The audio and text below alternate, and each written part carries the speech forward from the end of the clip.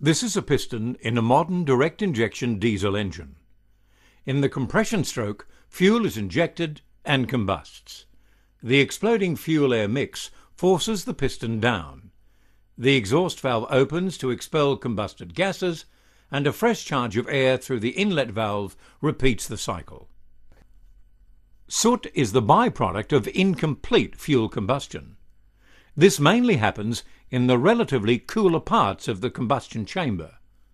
These cooler parts are out toward the edges of the piston and also in the crown land crevice area, or CLC.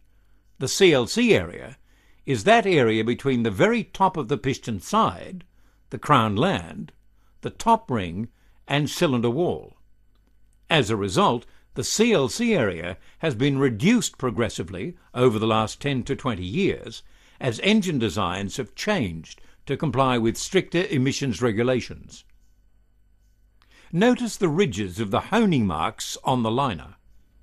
This pattern helps to hold oil on the liner wall and also assists in the sealing process between the rings and the liner. This oil film contains black specks which represent soot that's been soaked up by the engine oil. A function of the engine oil is to handle any soot that is produced in the engine, to neutralize any negative effects the soot may have, keeping it in suspension and allowing it to be drained away effectively when the oil is changed. Dispersants are added to engine oils to reduce oil thickening and minimize soot-related wear. As the engine works, the dispersant chemistry used in the oil is unable to stop the soot particles from sticking together and forming larger lumps. Over time, this will lead to viscosity increase and to an increase in wear. It will also mean that a reduced oil drain interval may need to be used.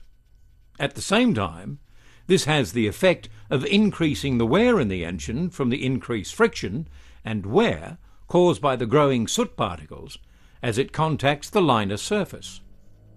Other parts of the engine will also suffer increased levels of wear as the soot particles grow in size. The concentration of soot in the oil film is now increasing because the oil is not strong enough to keep all the soot produced by the engine in suspension.